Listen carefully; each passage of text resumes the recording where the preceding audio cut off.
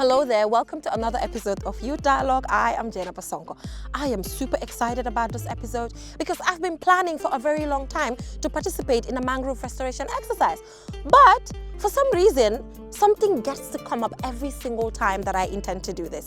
And I am so glad that I have the opportunity today. I'll be joining different youth organizations in the Gambia, across the country for that matter, on this mangrove restoration exercise right here in Bakau Cape Point at the Tambi wetlands. And like young people always say, we cannot stop restoring. We cannot stop restoring because mangroves are very important. They serve as a habitat for different, animals such as oysters, all these small animals, these birds and all of that use mangroves as a form of habitat. And remember, our moms and aunties are using oyster harvesting as a very, very huge source of income in the Gambia. So we have to make sure to ensure that we always participate in some of these exercises. And I'm happy about the fact that kids less than 18 will also be participating, because for these kids, it's about building their own future, making the right decisions, because the last generation failed us when it comes to our environment. So it is important that we now take it into our own hands and solve it. These are the words of Antonio Guterres, the United Nations Secretary General. He says that the former generation has failed us, and now it is left to us as young people to take our destiny into our own hands to solve our own environmental problems. So at this point, I'm super excited. So I'm just gonna go in and join the team to restore some mangroves. Super excited. Like I said, it's my first time and I hope it's not going to be the last. Let's go.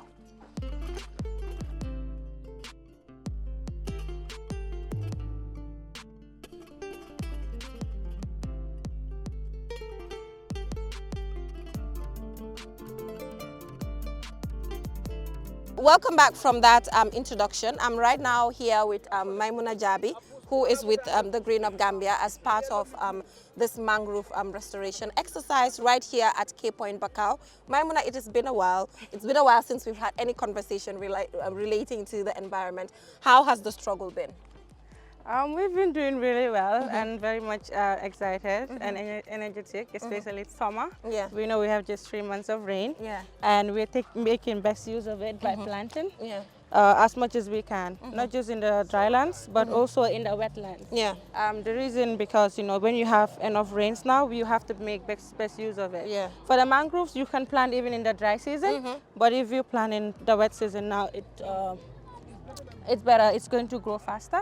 And we're also planting across the country. We're engaging communities, we're engaging schools at Green Up level. Yeah. Would you imagine, like, we planted, taught some students like about at least 30 schools across the country, at least 4 schools in each region. Each of them were giving 1,000 seedlings. Yeah. And now we're going back to them. Some of them are bringing back those trees for us to plant in their own Nice. communities. Great. We also have in partnerships with forestry departments and Ministry of Environment and also community youth associations and even the Gambia Environmental Alliance to be able to do these plantings in the communities.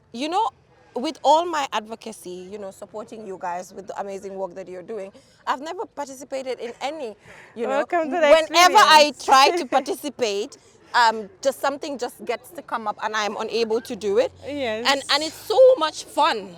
Then congratulations on Yeah. your day one of On my mangrove day one. So planting. how does this work? Do you go harvest them? How do you get these? Yeah, so you can see we're in the mangrove forest currently. So the drylands mean the places that are not in water. Yeah. They have their forests, which is the ones we know. Yeah. But these also are mangroves, they also are a forest. So these seedlings are coming from these plants, and it's one of the most sustainable ways of doing planting, Yeah. where you can have up to 98% of success. Okay. If you plant today, you come back 6 months later, you see the same things. We did that 2 years ago there. The place is a forest. So for mangrove, and it's one of the plants that you can just plant, leave it there, and nature will take care of it. Because even if we don't plant, mangroves, when they ripen, these propagules will fall and then it grows back again. So Okay. it's one of the most sustainable plants. So how it works is that we collected these. Yeah. You can do it cost-free, or you can empower youth or women in the communities by paying them to collect for you, Right. as low as $3.50 per bag, and a bag would give you at least 1,000 propagules. Nice. So we collect them, remove some of the head on it so that these germination sprouts can come up, Yeah. and then the brown brown part goes down. Okay, this part. Yes, the Okay. brown part goes down, which is the root. Yeah. And then this tip will be, and this is where the leaves come from. Okay. And then you just come and stick it in the mud. So you just stick it in You the just mud stick like it in the that, mud, yeah. and that is just it. Yes. That is And that's amazing. you have your, and you can see when we came, this whole place was empty. Yeah. And now we have a forest, and we're Okay. looking to, when we come back next 6 months, this whole place is going to be as green as the So other how place. long does it take? You said It's in 3 months. Look in at that 3 one. months, and Yeah, it's it will done. start producing leaves. Or even within a few weeks, start producing leaves. But to get it as big as that, it will take at least 6 months. And to also, a it's year. not necessary to come and check it out to see if it's okay. No, because it's in a wetland, it also has a high level of protection Yeah. because you hardly find animals coming here to graze unless when it is dry season. And also, even in the dry season, they cannot go way in because it's very muddy. So you don't really have it. Or even if they feed on it, because Yeah. it's a forest, it can sustain it. Okay. Also, there's less human interaction as long as nobody comes here to do any farming, which is also relatively not possible Yeah. because you cannot farm rice here, you cannot farm any other plant here because it's salt water. Okay. If it was around Kuntaur, a place where there's fresh water, the concern would be there because it's fresh water and people would use it for Okay. farming. But here it's relatively protected. We only have 2 main issues that are maybe coming because here's an urban area Yeah. in Bakau. We have the illegal dumping Yeah, sites yeah. because the place is mostly abandoned. So people are coming to dump their waste here, but we're working with the municipality to Okay. actually cope with this, and we even organized a cleaning exercise for today. But unfortunately, we know with structures, we could not get the truck to come and get Okay, it. to come and get it. But yes, we are looking to work with, there's a Bakau youth organization keeping on the watch. And then we also have the issue when the dry land comes in the other side where there's more sand, boys are coming there to do the speeding and the Okay, 360. yeah, the stun and The everything, stunt. yeah. And because it's a community place, it's their place, of course. We just have to be able to sensitize them more. Okay. And work it. So that is why even the original planting ground have been abandoned. Yeah. And we are here planting on this other side because of the stunt. They saw Okay. an opportunity. But I know if they are provided with an alternative, Yeah. by the council, Yeah. they will definitely leave the place so that this ecosystem can thrive. So is the council engaged around that? Yes, the council is definitely engaged and they're very supportive. Okay. The other side is actually, I would even say the whole area is under the project, the Carnifin Restoration Project, the Yeah. KEPT project, Yeah. and they have been doing a lot of efforts. And we of course know KMC is very proactive in waste collection and also being able to provide community parks. There's even a community park just Yeah. right next to us. So we're looking to actually engage them more for the young people here to leave this place to regenerate by itself. So you guys have been doing a lot when it comes to kids as well, like at the level of the schools, because obviously it's very important for them to be engaged. Yeah. Because when they do, they grow up with that mindset. So how far with that? Yeah, so like I was quoting earlier, the kids that we have engaged, at least 30 to 35 schools Yeah. who have been provided with seedlings to plant.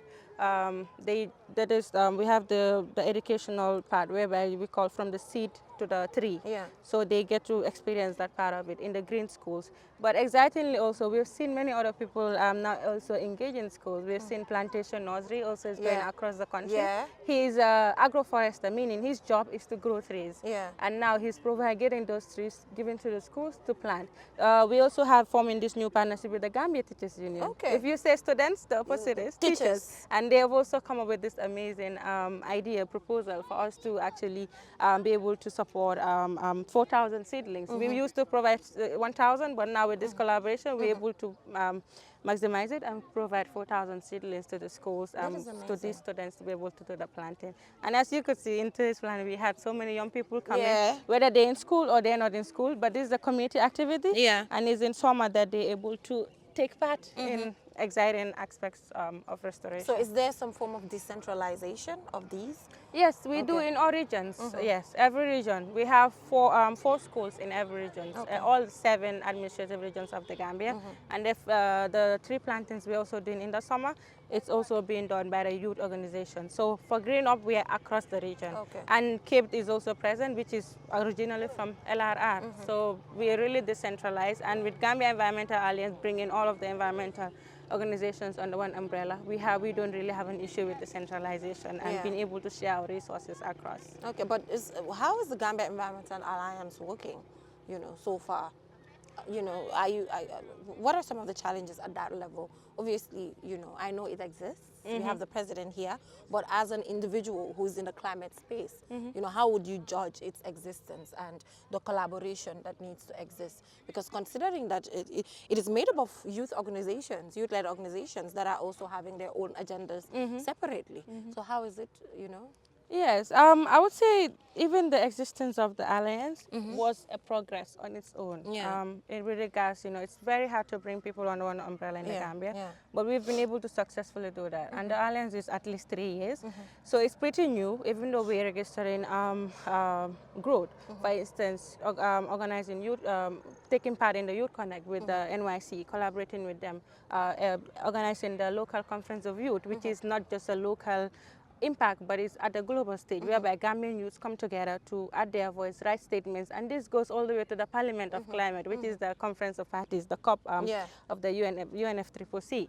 So we're able to contribute not to just the Gambians level, but to the global part. And Gambian environmentalists have been proactive in actually being very much watchdogs and also bringing awareness. Nearly every environmental degradation that happened here, from the Sanyang fish meal factories to the Manduwar oil spill, you know, to the Salaji Forest Park, you know, most of these issues, when they come, as soon as it comes up, because there's a member of Gambia Alliance in every region in this country, they will put it on the page and an investigation will follow. Gambia Environmental Alliance engaged the National Assembly, sponsored a visit of the National Assembly members to go all the way to the Manduar oil spill.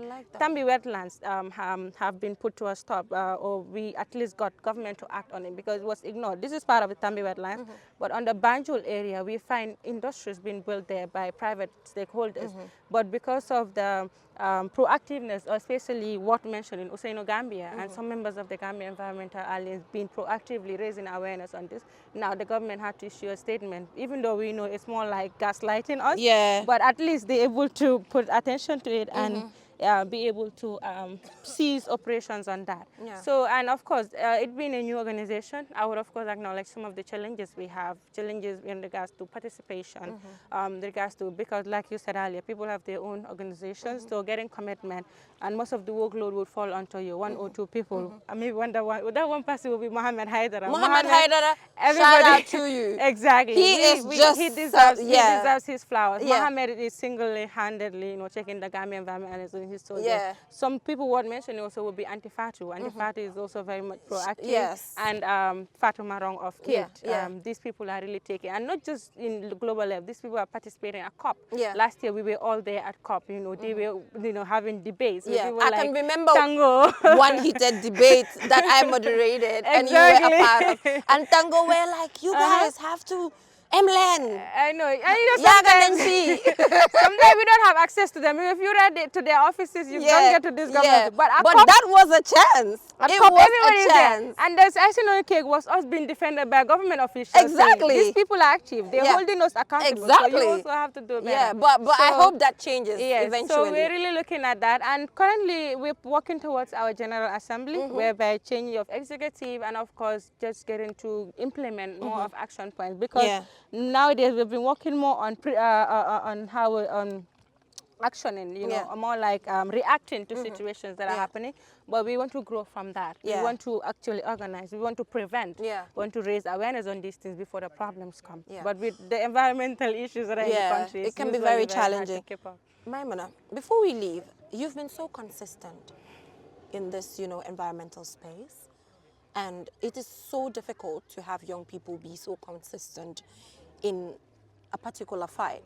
Don't quote me wrong. There are other young people doing extremely well. And they're holding on to the beliefs that they have. But sometimes sustainability into the area that you are lacks. Okay, that is a disclaimer there. But you know, how are you able to keep up in a surrounding where there's even a concept na yan dangen am halis, dañ len dey jox halis bu bari, environment fofu la halis bi neka. You know, how do, despite ne man xam naa ne halis nekku fa. Because num si munti man ta mang space. Why hama kenen hamako? So naka nga muna consistent. How are you able to be so consistent in this area? Well, I don't even know whether there's one word answer for this, but I think commitment is what breeds everything, and also support. Because if you have a good team, you don't do things on your own. Most of the time, I'm not even around. Yeah. Last year's summer, I wasn't around, but it was successful. Yes. Chemo sometimes not around, but the team still goes on. Yeah. So I think that's a very important part to get people who believe in the mission, Yeah. not expecting anything to be, not to be led Yeah. by personal gains of it. Yeah, yeah. Because what we do here, we're not doing it for ourselves. We're doing it for the next generation. Yeah. The reason why we're facing environmental issues is because the last generation failed us by, bringing the oil industries and cutting down trees. So we're trying to do better than them and live in, when our generation comes, meaning people after us, kids after us, they'll come and see green areas. Yes. Because these green areas, not just for beautification, they come with enriched biodiversity. They come with, source of food, the fishes, the animals. This is where they come from. Yeah. This is what they eat. This is where they breed. So, and also economic and livelihood. Our fishermen will not be complaining anymore because more fish is breeding because we did these things. Yeah. And of course, the money part. There's money globally in environment. Yeah. It's no money bi hanga fan lay waxe money bo xamne bu ko nit ñi fogé moy da ngeen ko dé dem rek tibako. Nah, exactly. And that's where the problem is. Yeah. So globally, there's money because people are believing it. Everybody wants to act on it. Yeah. But then again, the problem where it is access to that money. Yeah. And that's where the injustice is. And that's Climate why we even call financing. climate financing, Yes. if you're an expert. Yeah. Being part of Gambia alone, not just us as a civil society, but even government or expert level, if they're not consultants for international bodies, sometimes we cannot even implement projects on our own. The UNEP, UN Environment Program, have to do projects. We Yeah. will get funds from Global Environment Facility, and UNEP have to implement for us because they have the capacities, or accordingly they have the capacities. Or international consultants would come, people do the work, and then they take all the credits for it. So there is very much little access for us as a region, meaning the whole of West Africa, or even Africa as a whole, to this money that is out there. There's billions and billions of dollars, but it doesn't come to us. It still goes back to these industrial, or it comes from these industrial people, and they don't want to give it to us.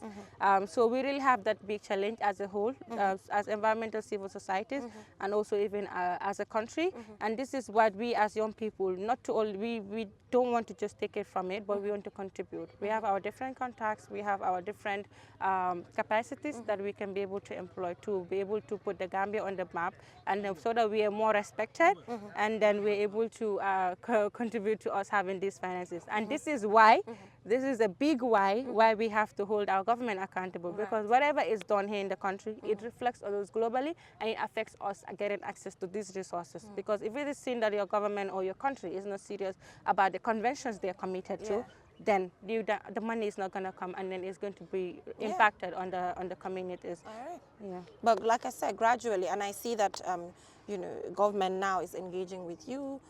I see the relationship, especially it's very with much Zaidi. strengthened. It's strengthening now, it's amazing. improving. So that is all we need. We need the partnership between civil society as well as government. So And just yesterday we had Madam Rohim herself putting her hands on the ground, planting yes, trees with at the us. mother of the nation tree planting with Cairo and even Glow. with us, with Green Up Gambia. Oh, with yesterday. Green Up Gambia. Yeah, the nice. Indian embassy. All so right, that right, was with really Rohi John amazing Manja. with her herself. Good. So she gets to feel the soil and know that the soil needs her. So she's It's not leading just by about- example. She is leading And by we're happy example. by And that. being a woman, and all of that, she's doing quite well. But anyway, there's still room for Definitely. improvement. And just hopefully- as a take home, we're not waiting. The main reason why we're able to sustain this, we're not waiting for the funds to come. There's funds there, we have rights to it, because it's injustice for other parts of the world to be polluting, And we're paying not, for it. exactly. But we're also making ourselves sustainable. We're preparing. This is one way of it. Yeah. If the mangroves come up, the oysters is millions of dollars of industry.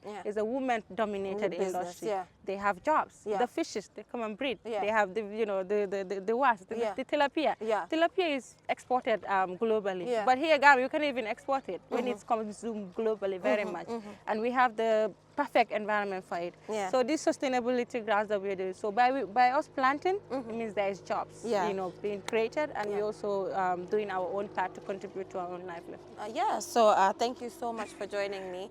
So I'm just going to move on and take a look at the other young people that are also participating in this. I'm particularly interested in the young volunteers who I'll be engaging shortly before they leave, so that they will also tell me how the experience was. It has been a great experience for me. you know, anytime I plan to attend a mangrove restoration program, something comes up. But this time, I'm definitely We're here. doing. But you've been to other plantains. Yes, I've been to others. I've been to others, and it's Thank been you so good. much, Jenaba. And you know, with the work that you're doing as a woman in the space, leading the way, I think it is absolutely amazing. I'm super proud of you. She does? Okay, give her one.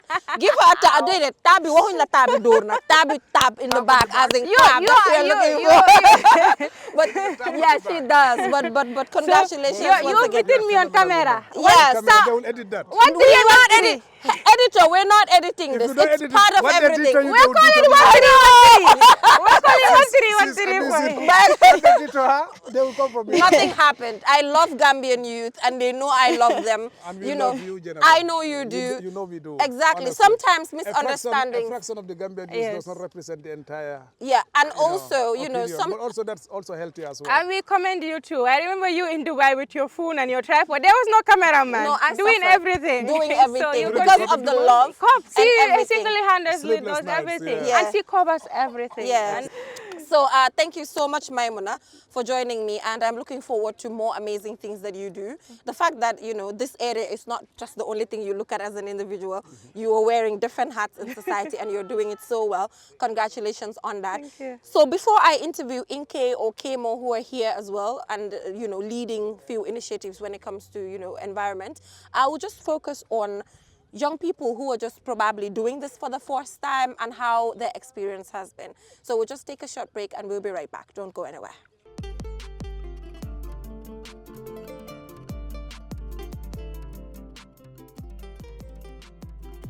Hello, my name is Joanna Gomez and I'm from Cube the Gambia, a youth-led non-profit that is working to advance STEM education and climate action on the African continent. This is actually my first time planting mangroves, and I came here today with our team because we as young people are very concerned about the climate crisis that we are currently facing.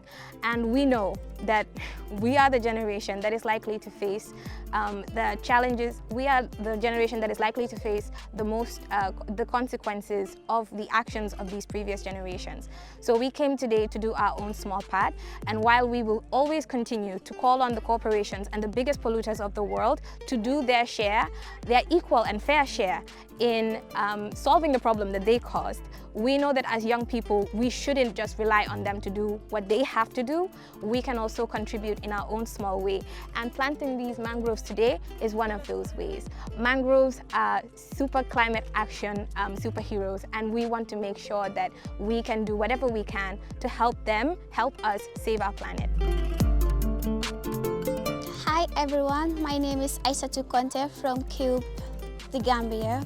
Well, today is my first day being part of mangrove planting, but I really want to actually encourage the Gambians, especially the government. Let us all put hands together to protect our environment, because we need to actually protect our environment by protecting the future generation. For those that are coming up, it's our responsibility. When we protect our environment, we can save ourselves from all kinds of calamities.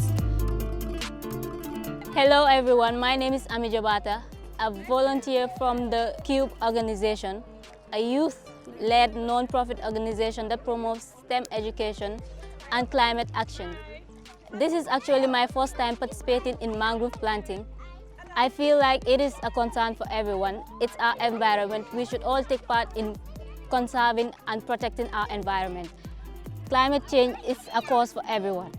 Mangroves do not only serve as carbon sinks, they provide a natural habitat for crabs, oysters, and fish, which will serve as food supplies for us as well. I think we should all participate, come together, and work hard to conserve our environment, right the wrongs, and make the earth a better place.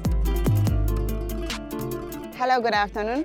My name is Jamie Cole. I am a member of CAPED. CAPED is an organization in full community action platform on environment and development.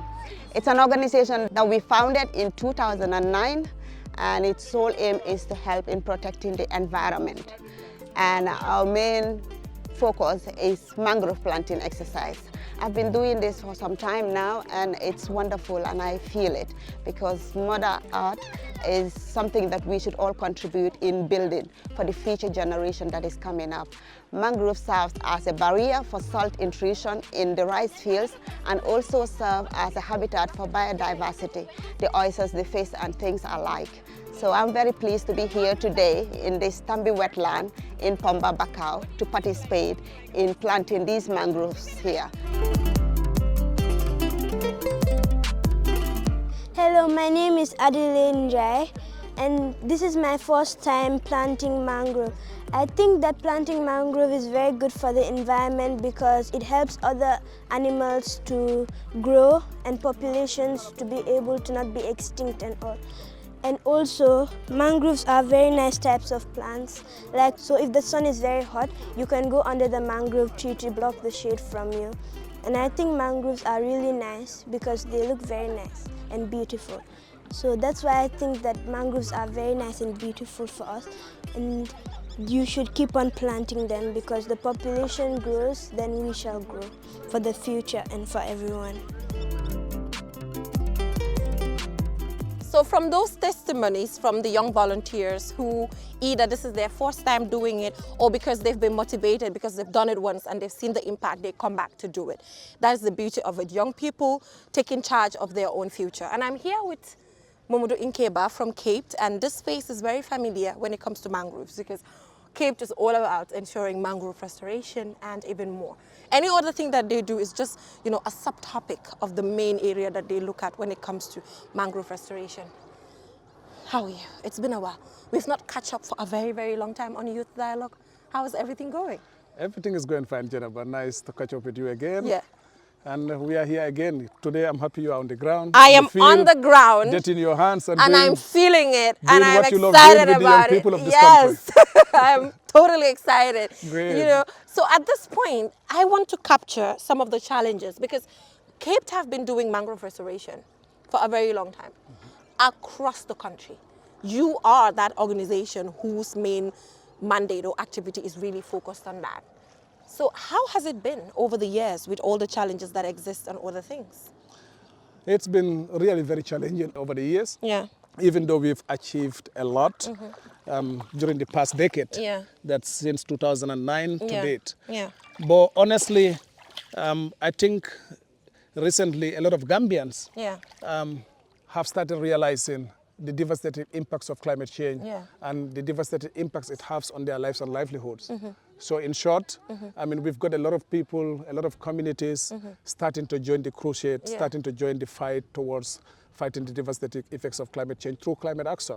And which is why we engage into mangrove restoration, which is a very important component of what we do. Like you said earlier, whatever we do is secondary. So the principal thing that we engage in doing is planting mangroves. So what is that main thing that actually affects the mangroves? Because we get to do this mangroves restoration all the time, even in areas that it has been done. So what is that main thing that actually affects it to an extent that we have to do it again and again and again? There are a lot of things that are responsible for the mangrove dieback in this country. So it also depends on the region that you are. Kemo talked about what affected the mangrove dieback here. It is because as a result of some construction that was started around the Kamalo, around the Tanbe wetlands, that affected the water flow. So water was not flowing over here, and which means that the mangroves were not getting enough water, and they started dying down. So when environmental activists, the Green of Gambia, the Caped, and the Gambia Environmental Alliance started engaging the duty bearers, the National Assembly Select Committee on Environment and the Ministry of Environment, then we started seeing the government taking action by halting the construction that is going on around the Tanbe wetlands, which was in fact the main reason why there is a dieback here, because it affected the water flow. So during high tides, water does not flow into this part of the wetland, meaning it was just continuously dry. So the mangroves could not withstand the salinity, which means there will be more salt as far as water is not coming. It means the salt content of this area was so high to a point that the mangroves had to die. But if you also go to the rural Gambia, especially in the Fonyi and the Kiang regions of the Gambia, the main reason why the dieback was there is because of the construction of a dam in Senegal. The Senegalese constructed a dam, and the dam was constructed in a way that also affected the water flow towards the Gambian end, because that's a tributary that runs from Kiang through Fonyi, then to the Casamance region. Right. So we engage the authorities in Senegal, the hydrologists, the meteorologists, and the ecologists as well. But they also do realize that it was true that the construction of the dam affected the water flow in the sintered areas, which is why mangrove started dying down. So the dam in Senegal, it's removed, and there is easy water flow. Wow, wow, wow. So what is the way forward? Are we just going to continue to be doing restorations every single year? Or what is that main thing that we should do to ensure sustainability? Well, there is sustainability. The way forward is, the reason why we are still planting is because the Gambia have a very vast hectares of wetlands that still need restoration. Okay. And the mangrove dieback, over 30% of our mangrove forests suffered dieback.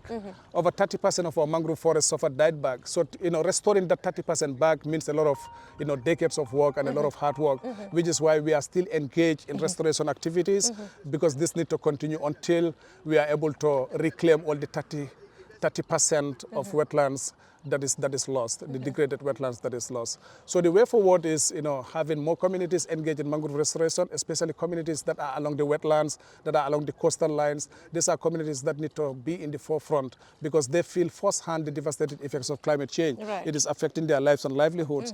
Kemo mentioned here that, over 98% of the women that are into oyster farming, all get their lives and livelihoods attached to the ecosystem services provided by mangrove ecosystems. Right. So these are all part of the things that we are trying to do to get those women back to their jobs, because most of the women have started losing their jobs because naturally when there are no oysters, when there are no mangroves, there are no oysters.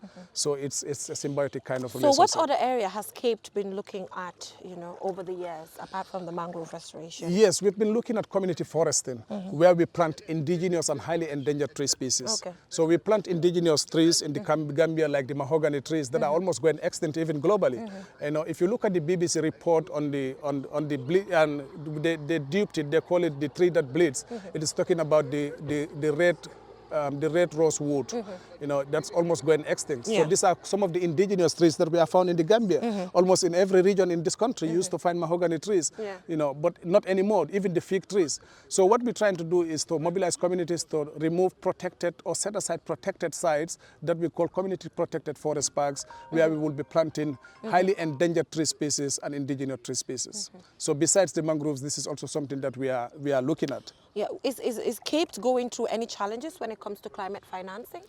Yes, we're going through a lot of challenges because finances has always been our problem. I mean, because even though we are doing a lot, we can't do it actually without financing. Yeah. It is our partners that are helping us do what we are able to do. So yes, financing is one of the key problems that we are facing. And then we need more financing to be able to do more work, because as it sounds, like I said, we've got over thousands and thousands of hectares of degraded lands in this country that need restoration in all regions of this country. Yes, I guess climate financing just gets to remain one of that major challenge. But is it because the technical know-how is not there for Gambian environmentalists to tap into this funding, or what is the main issue? Well, I mean, like Kemo made mention, or Maimuna made mention of one thing. The government have a lot of commitments. So the government are the institutions that will help us, because whatever we do, we are complementing government's efforts. So if government is part of signatories to conventions that are meant to protect and restore our environment. If you are part of the signatories to those conventions and those adoptions, it is highly important that you respect them. Yeah. So if you fall short of respecting those policies, you find it very difficult for any member of your country to actually access finance, because they assess the work we do through what their relationship with government. Yeah. So this is it.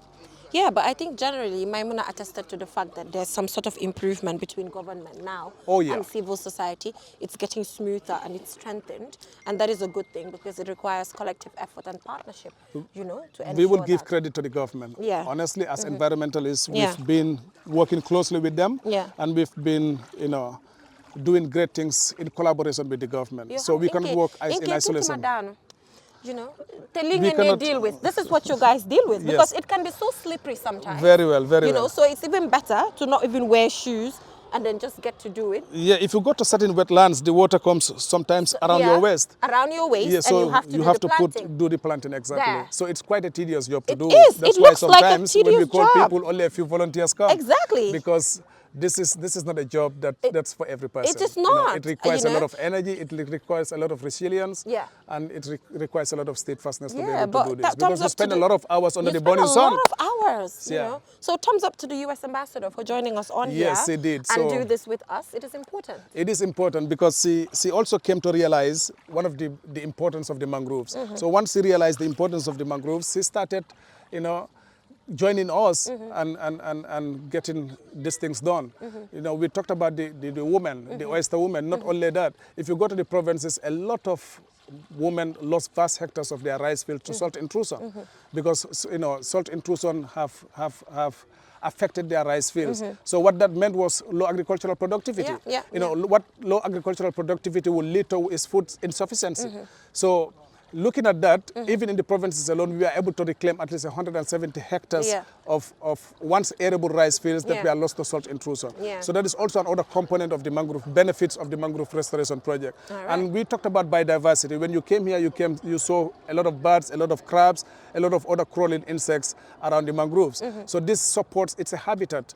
It's a natural niche, it's a natural habitat for marine ecosystems. So when you talk about biodiversity, mangroves enhances biodiversity because it's a home to a lot of other insects, birds, animals, and other things. Yeah.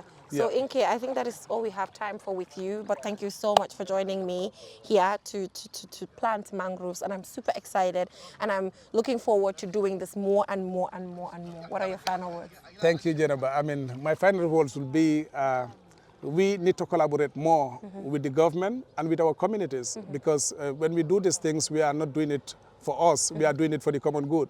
So it is quite important that the communities are mobilized and they are engaged from concept down to completion so that they take ownership of our projects because that is the surest way to enhance sustainability.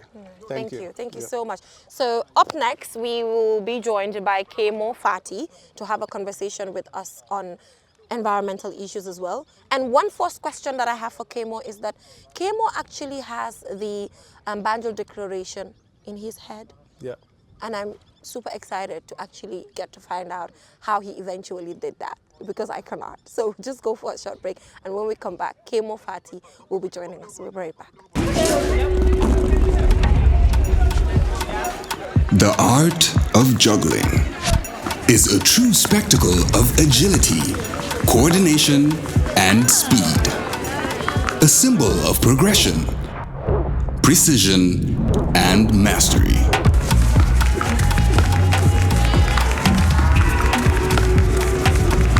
.5G speed is like having the juggler in your pocket. With lightning-fast download and upload speeds, you'll easily be able to juggle even the busiest workdays. Whether you're a busy entrepreneur, a creative, or just someone who wants to stay connected. Juggle your tasks with ease with QCell 5G speed. The future is here. It's fast, reliable, and efficient. First brought to you by QCell. We innovate, others follow.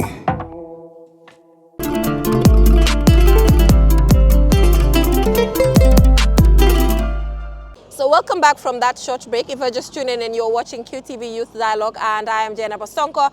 And today I'm in Cape Point in Bakau at the Tambi Wetlands, participating in a mangrove restoration exercise. And before I went for the break, I talked about the fact that when Kemo comes, my first question to Kemo is going to be, Kemo, how do you have the Banjul Declaration in your head? As long as it is, wherever you call Kemo to give you the pledge, Kemo is ready to give it to you without a paper in front of him. He's just ready to go. So is it because you've been reading this for so many times, or it is a deliberate thing, or it just happened that because you've read it so many times, you just got it in your head? Well, that's a very interesting question. Yes. I didn't actually know that it's in my head until, you know, they gave me we had the paper once. Yes. At a Great Greenwald Frontline Declaration in Banjul. So we printed lots of Banjul Declaration, took it to offices, the Ministry of Environment, you know, the schools, kind of gave them this. This document is so important to me that, you know, on the first time I read it, it automatically registered in my head. Right. Somehow I understood what the statement meant. I didn't need to reread it again to remember it. Yeah, so that is what made me, the words kind of gave me a goosebump to kind of realize that, just within my own lifetime, I have seen the forest dwindle. How about when this was already here? It seems like by then, 45 years ago, we didn't even need protection, if at all we have all what we had before, 45 years ago. So this is why it became, you know, the real sobering reflection now. It was meant for times like this. Times like this when you can definitely, you know, sit back, reflect, and see that really speaking, our biodiversity has disappeared. This is the only reason why we uphold this document. And if you look at it, I'm a Mandinka. And in our languages, we have names like Samo, Jato, you know, Solo. These are local names of wildlife that used to be here. So that simply means that these are things that used to walk the surface of this Gambia here. The last elephant in the Gambia died in 1902 in Sambalkumda. So we have this wildlife here. Now they are almost disappearing.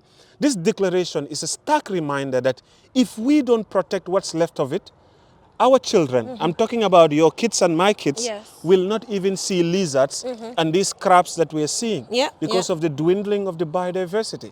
So this is why there couldn't be a much more important time than now to put emphasis on this declaration by the former president. Truly speaking, Sir Dawda is a visionary, and it is my sole, you know, aim to propel his mission and what he has always been crying of in keeping our biodiversity and our forests in check. Do you see that I'm running away from a crab? Yes, and I also see that you're planting mangroves that will not be germinating because you didn't remove the top. Okay. That's why you need to remove Can we go back and do that? I didn't know that. So this top So the top has to be out? Yes, so this is the propagule. Okay. So if you don't remove this, the leaves will not have a chance to grow. Okay, so I have to do this? You have to remove this from the top. Oh. And then, exactly. So And now then? this is where the leaves sprout from. That's a crab. That's a crab coming to me. Yes. Why Nice. is this? So this is how it goes. Yeah. The brown part goes in. deep in there. Yeah. And that's it. So one step after the other. So this is how a mangrove is grown. So you can come back later on. Yes. So we remove those ones as well. So I have to remove these ones. Yes, and just get the top. That's it, and put them back where they are. Where they are. Exactly. Yeah. Lovely. So now this is like almost 1, 2, 3, 4, 5, 6, 7, 8, 10 trees planted in 1 minute. Yeah. How magical can that be? It's magical. So Yes. it's a matter of putting in the efforts. Efforts, yes. You know, and just getting it done. It can be tedious. And you know what's interesting? Yeah. Globally, wetlands have, you know, decreased over 50 years. Yeah. And what we have seen is that, suppose that we have just a 1 meter sea level rise, we will lose 30% of these wetlands. And if we lose these wetlands, guess what? Fishes, crabs, these are breeding ground for basic things that provide protein for us, provide income for us. All these things will disappear when this happens. So this is why this fight or this restoration is a collective effort to remind ourselves that Li Suñ Elekla is for our tomorrow. It's not for anything's sake. You know, hundreds of years ago, tubaab bi dañ naan ñëw fii nii gaa ñëw si Atlantic Ocean, but they pack of us for slavery. Back then, why didn't we get into boats and go to Europe? Because we had enough. We have wildlife, we had meat, we had trees. But now we don't have any of that. The desert is coming. So what happens? The situation repeats itself. We jump into the boats only to get to Europe for a better life. And why wouldn't they go to a better life? Who wants to live in the middle of a desert? This is not a desert, it's our home. So we have to protect it by any means necessary. And the best way is nature. Yeah, so Kemo, we did not catch up after the COP. Me and you did not catch up since then. You know, what were some of the key takeaways for the COP in Dubai? You know, what were the key takeaways? We didn't have a conversation since we came back in December. You know, so what were the key takeaways for that? Because we're just about 4 months away from the COP, from COP 29 in Baku, in Azerbaijan. So what were the key takeaways? Well, you know, one of the things that really excited me was the operationalizing of the loss and damage fund. But, you know, I would also say that this gatherings at the UAE, I was pretty much upset because if you look at it, with the introduction of carbon credits and all of this, it is becoming unethical for even companies like oil-rich nations, instead of focusing on phasing out from fossil fuels, while we are in that important gathering themselves, they are busy making other deals of fossil fuel. So they will say, okay, we've given you 100 million for loss and damage. Guess what? They are making another 200 million from oil pumping. And you know, the funny thing is that when you tell those people not to pump oil, Senegal recently have oil. Are you going to go there and tell them, don't pump oil? No, no. So essentially, you know, it seems like we are going on one direction, but we keep on repeating each other's mistakes because of the financial gain. So there is a certain hypocrisy about this climate crisis where people are not manning up to their words. An example would be sometimes in Europe and other countries, people will say, oh, we don't want you to drive diesel cars in our cities. But they do park those same diesel cars and import them here in our home, as if it's not one atmosphere. So it defeats logic. Our actions should actually always commensurate. We also said, like, for instance, the takeaway from the COP for me was like, you know, being a trade circus. Most people are coming to show up their innovations there so that they can get funding to introduce new technologies to remove carbon from the atmosphere, like carbon capture technology. My friend, the real best technology to capture carbon is nature and forest. There isn't any kind of geoengineering.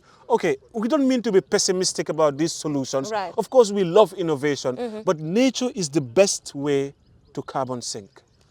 Yes. So no matter what, God is the best scientist. So what are you looking forward to COP29 in Baku? What should change based on your experience in Dubai? I want to remind world leaders and everyone else that here in this Gambia, we are a little tiny country. Just last week, the Gambia has, you know, submitted, operationalized its implementation plan for the NDC2. So the Gambia needs roughly 318 million US dollars plus. Poor country like the Gambia cannot afford that. And definitely we need financial support from international partners, multilateral donors, you know, businesses, stakeholders involved. Everyone has a role to play to support, you know, the Gambia meets its targets of the NDC. Reducing greenhouse gases by 49-point-something% by 2030 is not a small joke. So that is something that, you know, we require the finance. So those people who are polluting, they should step up and pay for their pollution. Help countries like the Gambia to adapt to climate change and also provide some kind of sustenance for loss and damage. And added to that, they must also cease their own production because we also have oil here in the Atlantic. If they don't stop, we are poor. We will start drilling the oil in the Atlantic. God knows what could happen if we start drilling offshore oil. You know, oil bi su turo Atlantic be lol duga ci river Gambia bi thousands of barrels. Suñ mangrove yep la mo dem. Remember nga buñ fi amé oil spill bu ndaw bobu. So imagine now, think of that from a refinery. The whole river Gambia. And the most critical thing, Jay, ñun luñ wara ragal ci bir Gambia bi moy li. No. Water is so important to be used only for washing. You cannot just use water for only washing. It has to be used for something more. This is the lifeline, the bloodline of planet Earth. It's either too much or too little at the wrong place at the wrong time. That is the whole definition of climate change. So if we are to be able to live here soundly, we need to manage our water resources. If we can manage our water, we will adapt to climate change easily. That's why we say adaptation is about water and mitigation is about gases. So in the developed countries, their focus is on mitigation, checking where the greenhouse gases are coming from.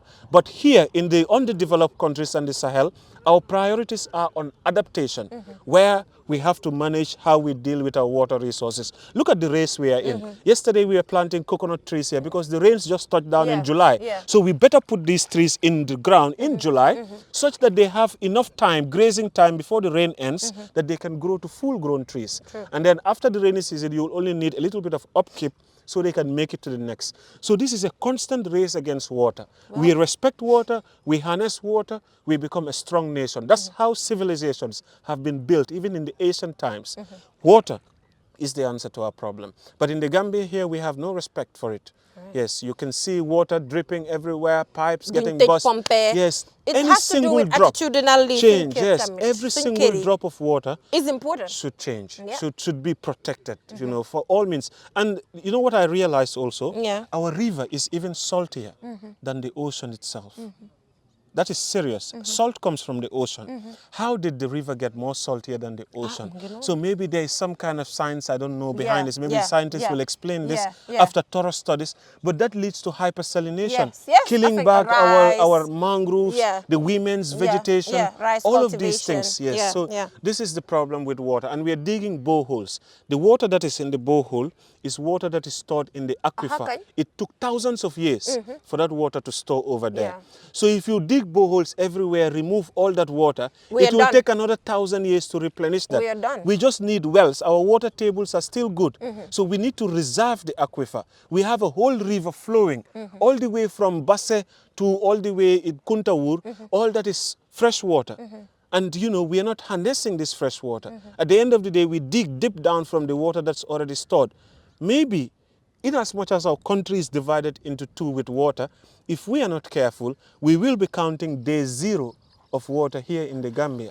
And the River Gambia is part of the world's 200 most important inland aquatic biomes by the WWF. Kemo, the reason why I like to catch up with you all the time, it's about what I get to learn too as a journalist, you know, very important, very knowledgeable about these things. And thank you. So ko defé nga yaga fi, and then you educate more people, nga def more mentorship. So ko defé bes bo toge ne sona na, because activism tam ku koy def nak da ngay retire nak. Well, for now, we cannot get tired. Why there's our children's future why as si at kanam stake. diga kemo mo fi lañ ko waxe dinga sona ji. Wow, at some point. In restoration? Wow. No, it's fun to do this. Is it? It's fun. Don't talk so na come no pale kune mange veki. Kemo mo duma di gis ngay veki sax yow. Dama de veki kañ fi suma ñëwé holal fi num ci Fi nga de veki. Waaw yow ma ngi am ben lifin ron garab fu gaay de tok fofu suñ foogé mo tek ataya. Ñun ñu ngi live nice. Léegi dañoo tek ataya tek suñ grill. ñu am suñ waaw ngeen veki fofu. Ñun lu ñoo chill yow ci lu man olen na ci vacation bi. Man veki boy wax ni. Man buga na sé ñoo bokasi. Tay ka ñu dem camping tay ma ngi dem kaatoon dem campé ji. Am nañ ay grill, am nañ ay lifin yëpp inside the nature retreat. I see no reason pour nga sona kon Kemo. Because you're done, you're enjoying it. In as much as it's your work, you're also having fun alongside. Yes, definitely. But thank you so much, Kemo, for joining me. And, you know, I always thank young people of the Gambia. The reason why I'm able to go to COP and report on COP, report on the global platform and other platforms globally that has to do with environment is about Kemo, is about other people that actually motivated me. Because for me, it's anything that young people are doing, I am directly involved. So young people are involved in this issues. So that is how I also developed the passion to actually report on it. So I'm saying a big thank you to Gambian environmentalists, because you guys actually led the way for me to be part of such a conversation as a journalist. So I can't just say anything but to thank all of you and to say keep up the amazing work that you're doing. Keep teaching us, because we get to learn every single time that we engage with you guys on these topics. So Kemo, good luck, and looking forward to other projects that Green Up Gambia will be doing.